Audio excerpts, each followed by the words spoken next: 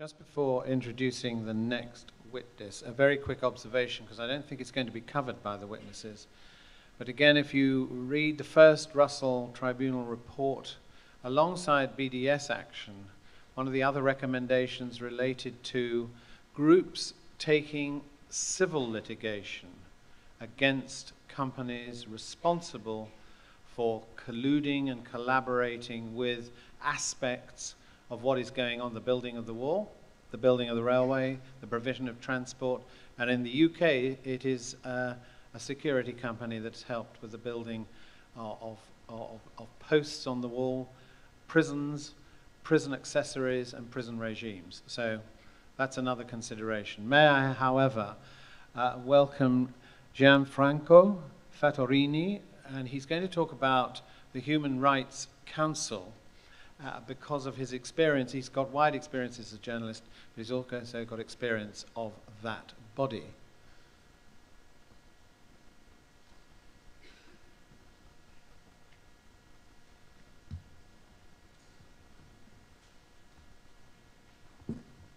Merci. Tout d'abord, je tiens à remercier le tribunal Russell pour l'honneur qui m'est fait de témoigner ici aujourd'hui devant vous. Depuis 17 ans, je suis représentant aux Nations Unies du mouvement contre le racisme et pour l'amitié entre les peuples, un mouvement qui est issu du mouvement national contre le racisme qui avait été créé en France sous l'occupation nazie et dont la composante principale était l'Union des Juifs pour la résistance et l'entraide. Le mouvement a été ensuite créé en 1949 par un groupe de rescapés, de résistants affiliés au Parti communiste, d'intellectuels, parmi lesquels le plus connu probablement est le peintre Chagall.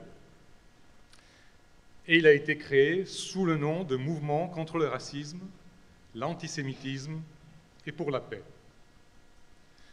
Ce n'est qu'au milieu des années 70 que le président de l'époque a proposé, tenant compte des changements fondamentaux au sein de la société française comme de l'environnement international, de changer le nom, de garder le même acronyme, mais de changer le nom en Mouvement contre le racisme et pour l'amitié entre les peuples. Le MRAP donc a acquis le statut consultatif ECOSOC aux Nations Unies en 1974. Et cette même année, l'OLP a été admise comme observateur à l'Assemblée générale des Nations Unies. Cette petite introduction, c'est pour dire combien la question d'Israël et celle du peuple palestinien, qui sont intimement liées, sont au cœur des préoccupations du MRAP. C'est pour dire aussi que nous n'acceptons aucunement des accusations d'antisémitisme, que ce soit à l'envers du mouvement lui-même, de ses représentants, de sa direction. Critiquer la politique de l'État d'Israël, ce n'est pas de l'antisémitisme. Maintenant, la question de la Palestine au Conseil des droits de l'homme, au Conseil et avant à la Commission. Ce qu'il faut avoir à l'esprit, c'est que l'ancienne Commission, l'actuel Conseil, ce sont deux organes des Nations Unies. Donc, ce n'est pas un groupement de défenseurs de droits de l'homme, d'activistes. Ce sont des organes composés par les États. Et donc, les travaux de ces organes reflètent également les équilibres internationaux. Donc, parler de la Palestine au Conseil, on ne peut pas en parler sans jeter un coup d'œil au passé, et donc à l'énorme travail qui a été fait par la Commission des droits de l'homme, qui a été, à notre avis, mis, si pas à la poubelle, dans un tiroir, un peu trop rapidement.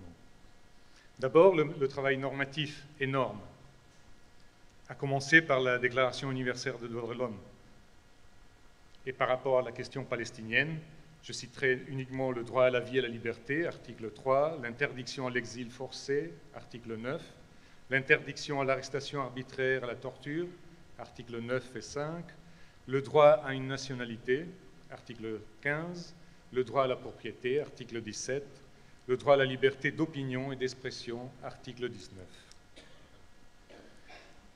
Maintenant, la question de la Palestine elle-même a été abordée la première fois suite à la guerre des 6 jours, en 1968.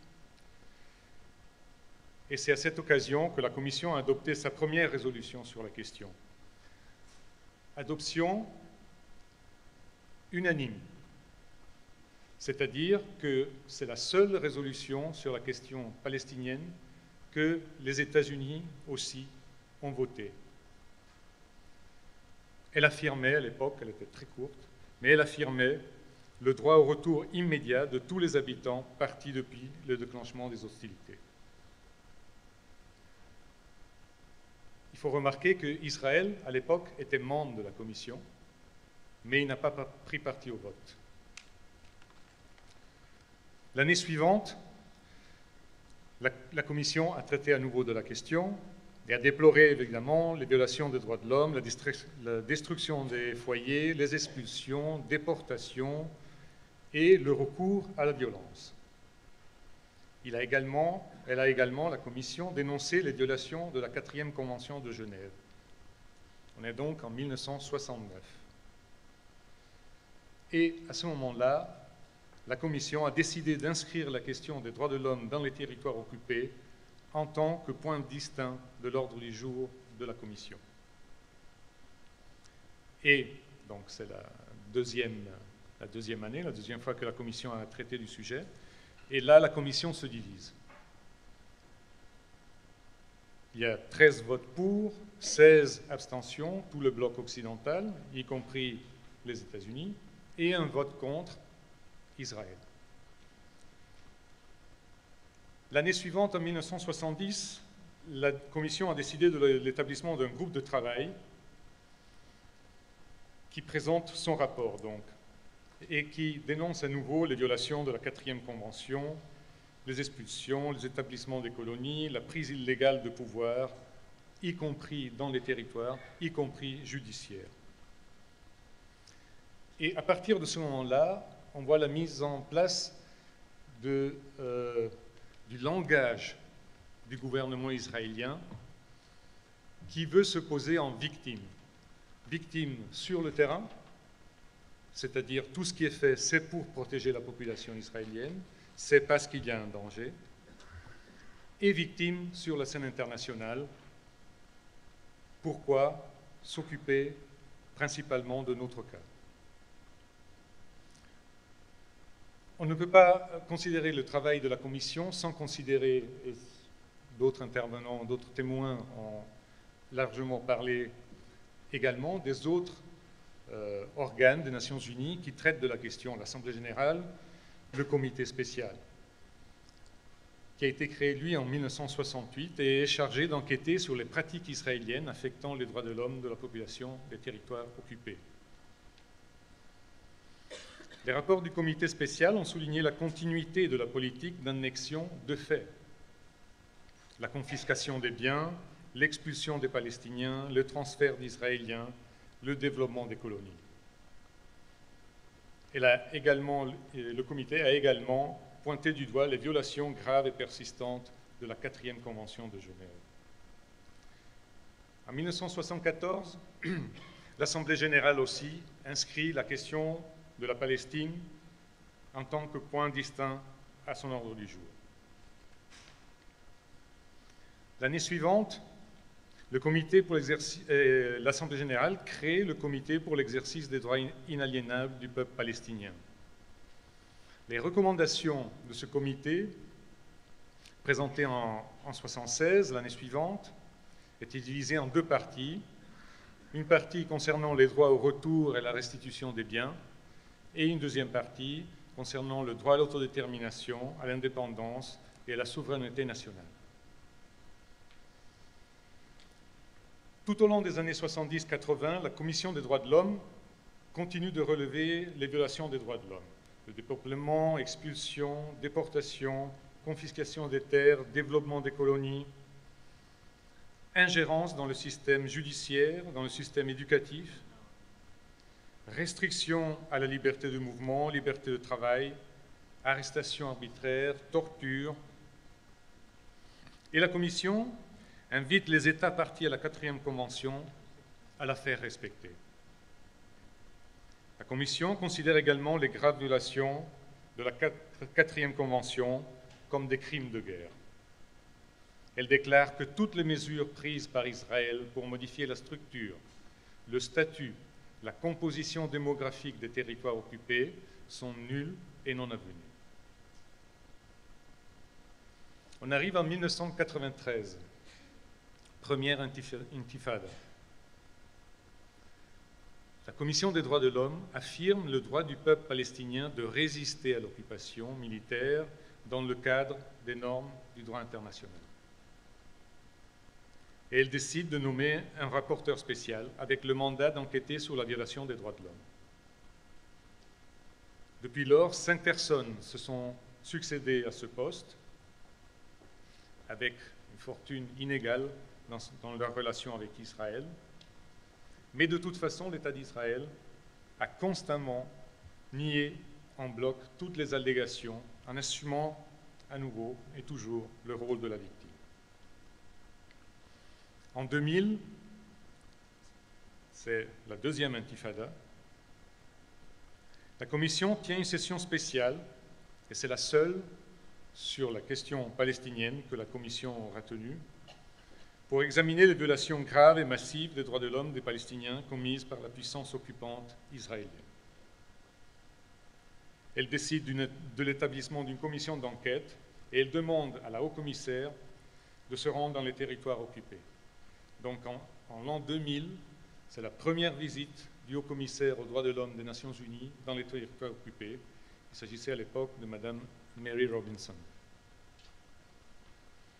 Donc, après 20 années et une quarantaine de rapports établis par les rapporteurs spéciaux, soit à la Commission, soit à l'Assemblée générale, les différents rapporteurs spéciaux ont mis en lumière les violations graves et persistantes des droits civils et politiques et économiques, sociaux et culturels du peuple palestinien. La Commission des droits de l'homme a constamment condamné également l'usage excessif de la force et les violations des dispositions de la 4e Convention de Genève. On arrive à 2006, la transition de la Commission au Conseil, dans le cadre de la réforme imaginée par le secrétaire général de l'époque, Kofi Annan, et qui se fait dans la période du gouvernement Bush aux États-Unis. Le 15 mars 2006, donc l'Assemblée générale adopte la résolution qui porte création du Conseil des droits de l'homme. 170 pays votent en faveur, 4 contre. Les États-Unis, Israël, les îles Marshall et les îles Palau. Trois pays s'abstiennent. La création du Conseil a pris plus de 2 ans de négociations, soit à Genève, soit à New York.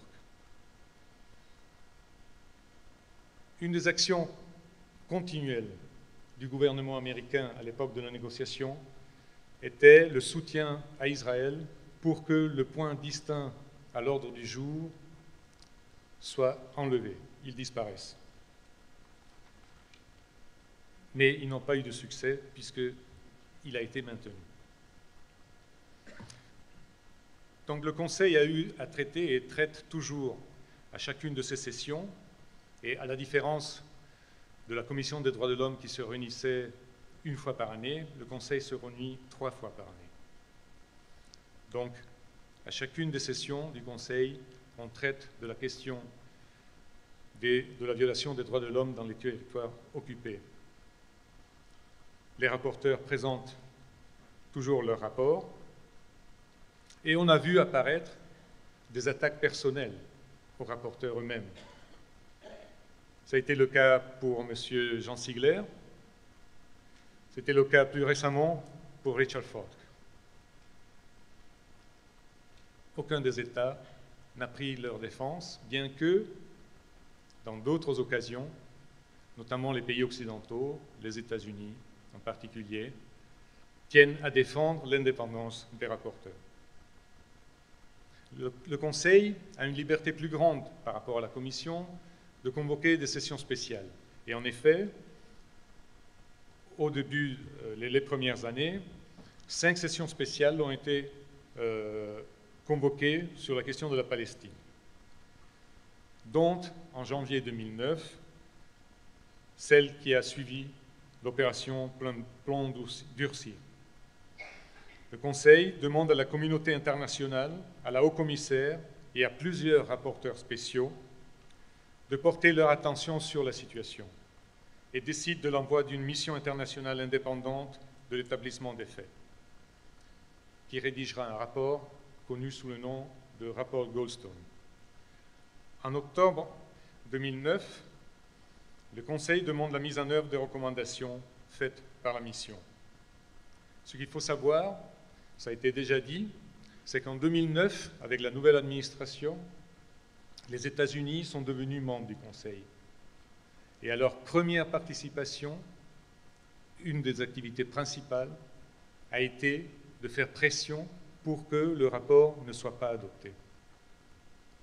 Et ce n'est que suite à la pression de la société civile, en particulier palestinienne, qu'une session spéciale a été convoquée 2 semaines après la clôture de la session régulière du mois de septembre 2009. Alors, comme on me dit que le temps passe plus vite que je le pensais, je rappellerai, comme ça a été déjà fait, mais c'est important de le rappeler, que différents comités, il y a le comité pour les droits des enfants, le comité pour l'élimination de la discrimination raciale, et celui-ci en particulier, dernièrement, cette année, justement, a invité l'État d'Israël à cesser toute activité, toute politique, à abroger toute loi qui relève de la ségrégation raciale et de l'apartheid. Alors, quel est le rôle des États-Unis? Il est important au Conseil. Je l'ai dit, entre 2006 et 2009, l'administration Bush, prise par sa guerre contre le terrorisme, n'a pas voulu participer. En fait, dans les négociations, il souhaitait un organe aussi pratiquement restreint que le Conseil de sécurité, éventuellement avec les mêmes droits, donc le droit de veto qu'au Conseil de sécurité, et que les membres doivent répondre le fait que les membres du Conseil doivent répondre aux plus hauts critères en termes de droits de l'homme, et compte tenu du fait des aventures en Irak, en Afghanistan et ailleurs, l'administration Bush a décidé de ne pas participer. C'est en 2009, avec l'arrivée d'Obama, que Hillary Clinton présente devant les chambres, donc le Sénat, la Chambre des représentants, la nouvelle doctrine de la politique étrangère des États-Unis, la doctrine du Smart Power. Smart Power, c'est une combinaison du Hard Power proposé par le Pentagone et le Soft Power, on dit proposé par Howard, l'université de Howard, donc, qui préconise le contact avec les autres peuples par la culture. Donc c'est un mélange des deux. Le concept, en fait, a été présenté en 2004 dans la revue Foreign Policy et il a pour fondement l'internationalisme libéral. Le Smart Power se veut en rupture avec l'unilatéralisme agressif de l'administration républicaine par l'utilisation de différents outils diplomatiques, économiques, militaires, politiques, légaux. On met l'accent sur le droit des peuples à l'autodétermination, sur le respect des droits de l'homme. En réalité, l'auteur du concept du Smart Power préconise le partage des tâches et dit « Le Smart Power signifie que l'engagement des États-Unis n'est pas toujours la meilleure méthode. les intérêts des États-Unis sont mieux défendus en impliquant d'autres forces au service des objectifs des États-Unis. Le but donc n'est pas de participer au sein du Conseil des droits de l'homme à la réalisation des objectifs des Nations Unies, la paix, la sécurité, le développement économique et social et le respect des droits de l'homme. Le but demeure d'assurer la suprématie des États-Unis, in a smart way. Je saute alors. Je voudrais juste rappeler aussi que le directeur adjoint de la revue Foreign Policy a lui aussi, lors d'une audition devant le Comité des affaires étrangères de la Chambre des représentants au printemps 2011, afin de promulguer le renouvellement du mandat des États-Unis au sein du Conseil des droits de l'homme, présenté son point de vue intitulé « US must stay on the Human Rights Council ». Son analyse du rôle des États-Unis au Conseil, en critiquant la politique de Bush, disait, et je cite en anglais, « Israel was left without a traditional ally as it faced 5 special sessions while the US... »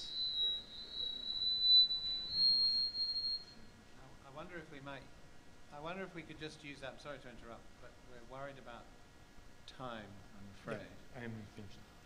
Je suis désolé. 2 minutes et je comprends. Okay.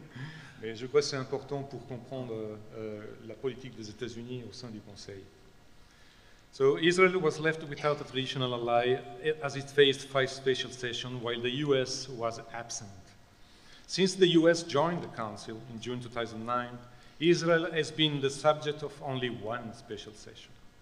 Reducing the disproportionate focus on Israel is just one example of the impact of that constructive US engagement has had in turning things around. Et ce, oubliant les interventions des États-Unis dans d'autres pays. Plus tard, plus loin, il affirme « The Human Rights Council as a structural basis against Israel by having an open-ended item on its agenda on Israel's occupation of Palestine. The US worked hard to defend Israel against such base. » Et c'est là ce qu'on appelle ici une colombe qui parle. Que sera le jour où les faucons reviendront au pouvoir? Cette année, lors des 2 dernières sessions du Conseil, aucune résolution n'a été prise sur la question palestinienne. À la fin du mois de mars, c'est-à-dire quelques semaines après les observations finales du Comité contre le racisme, la semaine suivante, l'adoption de la dernière résolution du Conseil qui a décidé de l'établissement d'une nouvelle mission d'enquête sur les colonies israéliennes et l'impact sur les populations palestiniennes, Israël a annoncé publiquement sa rupture des relations avec le Conseil des droits de l'homme et avec le Haut Commissariat aux droits de l'homme. Actuellement, Israël négocie son retour au Conseil. Qu'est-ce que cela veut dire? Est-ce que ce qui est négocié est le point à l'ordre du jour sur la question des territoires occupés? Est-ce que c'est la mise à la poubelle du rapport d'établissement des faits de 2009, appelé Goldstone Report? Est-ce que c'est l'annulation de la dernière résolution? À notre avis, aucun État ne peut négocier sa participation aux organes des Nations Unies. Soit on est membre des Nations Unies, soit on ne l'est pas. Soit on participe à la réalisation des buts de la Charte des Nations Unies, soit on le quitte. Mais la position actuelle d'Israël, à notre avis, appelle tout simplement au retrait de son droit de vote à l'Assemblée générale. En fait, pour conclure, la vraie question qu'il faudrait poser à l'administration américaine, c'est de lire tous les rapports des rapporteurs spéciaux en remplaçant dans tous les rapports, à chaque ligne, le mot Israël ou force armée israélienne par Palestine ou armée palestinienne, et de changer les territoires occupés de Palestine par territoire occupé israélien. Et ensuite, on verra quelle sera l'attitude de l'administration américaine. Je vous remercie.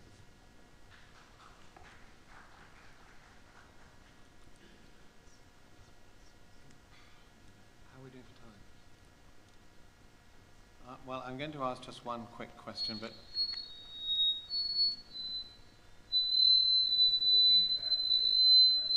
yeah, that's true. Vous les avez. Headphones are in. Yeah. Okay, we'll try again.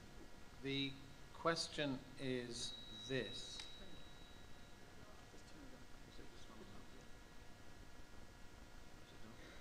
The question is this. Given Israel's attitude and blatant disregard, consistent disregard of the United Nations as General Assembly, Security Council, the HRC and its subsidiary bodies, given also the US's power of veto, its blocking mechanisms on the Human Rights Council, the question we're posing in this session is, what's the way forward? Well, tout d'abord, il n'y a pas de mécanisme de blocage au sein, heureusement, au sein du Conseil des droits de l'homme. C'est-à-dire que le plus souvent, les États-Unis demandent le vote. Le plus souvent, les États-Unis demandent le vote. Très souvent, ils sont seuls à voter contre. Le bloc occidental, c'est-à-dire l'Europe, d'autres pays, souvent s'abstiennent. Mais il n'y a pas de blocage à la décision. Maintenant, la grosse question, oui, c'est comment aller au-delà. Comment faire respecter le droit international? Un élément, c'est évidemment terminer la réforme des Nations Unies et effectivement réformer également le Conseil de sécurité. Une autre question, par rapport, parce que je n'ai pas eu le temps d'en parler, par rapport au commissariat des droits de l'homme, il faut savoir que le commissariat des droits de l'homme, le budget qui est alloué par l'Assemblée générale au commissariat des droits de l'homme représente 2% du budget total des Nations Unies. Et il ne couvre qu'un tiers, environ, du budget régulier. Ça veut dire les 2 tiers. Le Haut Commissariat aux droits de l'homme des Nations Unies est en quelque sorte une grosse ONG qui, chaque année, doit aller chercher de l'argent pour accomplir sa mission. Donc il y a déjà, à la base, une nécessité de changement de décision, comme au niveau gouvernemental, souvent, dans l'allocation du budget. Mais l'autre grande question, c'est qu'effectivement, on dit souvent les États-Unis posent le veto, les États-Unis, maintenant, à l'UNESCO, vont arrêter leur versement. Donc l'UNESCO, on sait déjà, ils sont déjà en train de couper. Au commissariat de droits de l'homme, on a déjà demandé au directeur de département pour l'année prochaine de faire des propositions sur quel poste couper. Mais la question de fond, c'est peut-être qu'il faut changer également la répartition des contributions aux Nations Unies. Aussi longtemps qu'on laisse une partie aussi importante du budget à un seul État, il est trop facile pour cet État d'imposer sa volonté.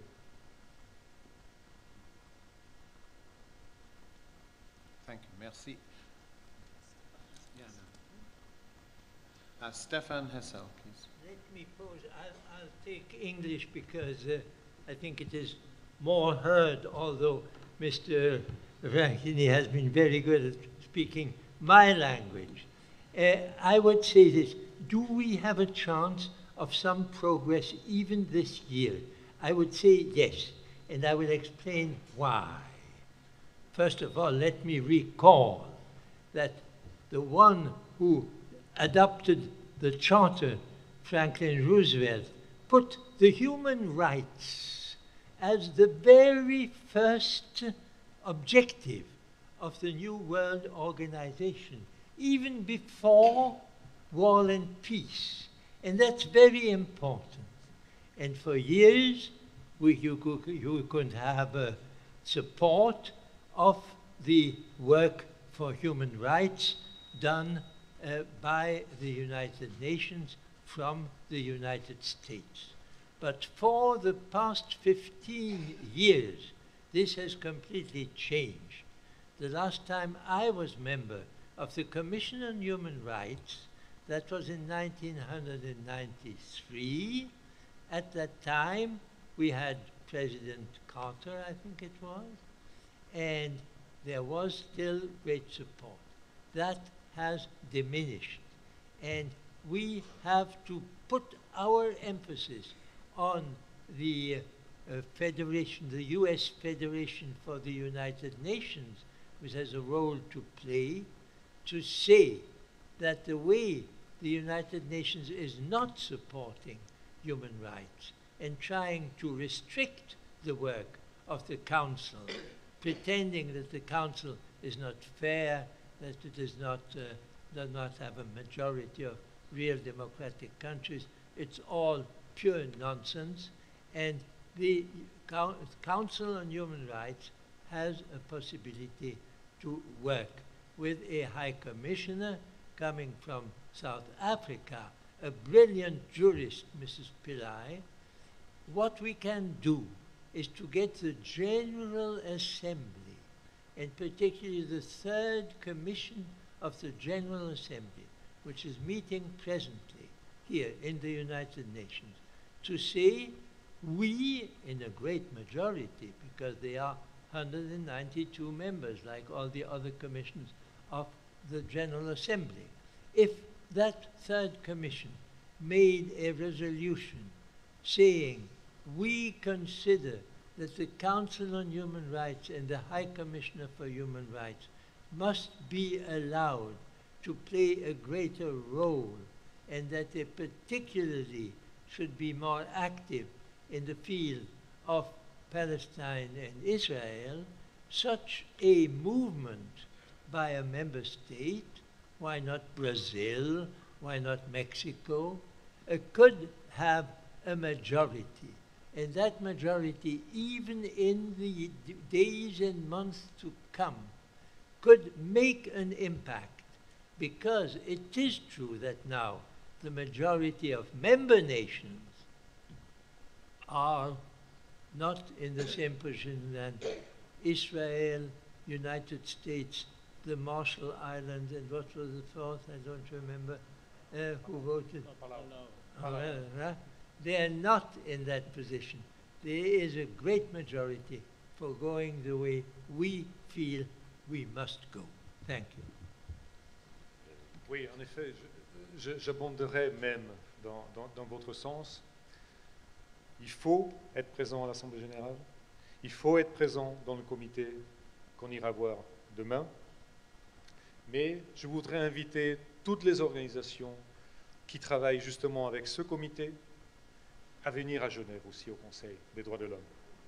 Ça a un autre impact, on le sait, on le paye parfois, parce qu'il n'y a jamais eu autant d'ONG exclues du Conseil qui ont été suspendues, voire carrément éliminées, à qui on a retiré le statut depuis que le Conseil existe. Pourquoi? Parce qu'avant, c'était un club un peu restreint. Aujourd'hui, les réunions du Conseil sont sur le webcast, comme nous aujourd'hui. Et ça fait du mal. Ça fait du mal, mais ça fait du bien aux gens, parce qu'ils peuvent voir que leur question est soulevée. Malheureusement, les travaux du comité sont très importants, mais méconnus. Donc, j'invite vraiment toutes les ONG qui travaillent ici à New York de chercher les moyens de participer également aux sessions du Conseil. Je précise que même des organisations palestiniennes, encore la semaine dernière, on voulait faire une intervention, on a proposé une intervention, n'osent pas dire certaines choses à cause notamment des sources de financement.